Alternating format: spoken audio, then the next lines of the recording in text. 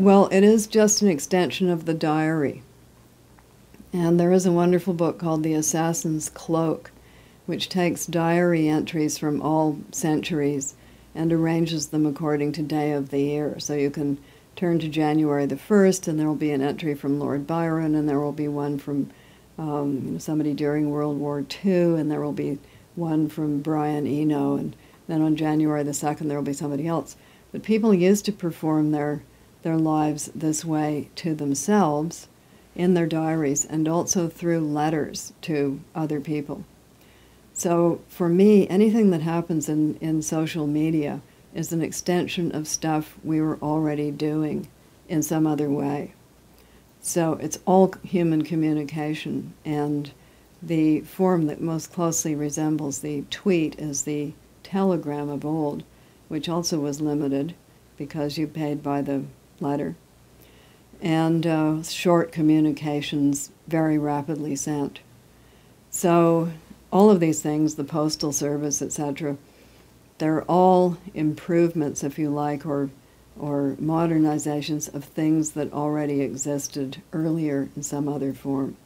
Even African tribal drums, for instance, could send very complex messages over great distances.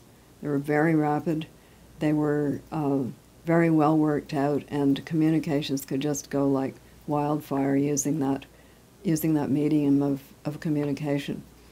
So all of the stuff, it's what we do now, but it's not different in nature from what we have always done, which is communicate with one another, send messages to one another, and perform our lives. We've been doing that for a long time. It's very interesting. Once upon a time in social life, say before the 19th century, people coded themselves or were coded by the authorities according to their clothing. In other words, they differentiated themselves that way, or they were differentiated. People were forbidden to wear this or that or the other thing, and they had to wear this or that or the other thing. And therefore it was a visual performance for the benefit of anybody looking at them. And we have reduced clothing, I think, to a much more it's much more horizontal.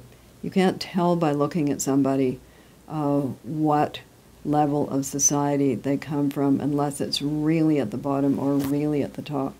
The kind of jeans and the jeans outfit is pretty ubiquitous. So maybe we feel the need to perform ourselves in some other way. And if you think that what goes up on people's blogs is really the full content of their lives, of course you're quite wrong. It's what they're doing in the spotlight.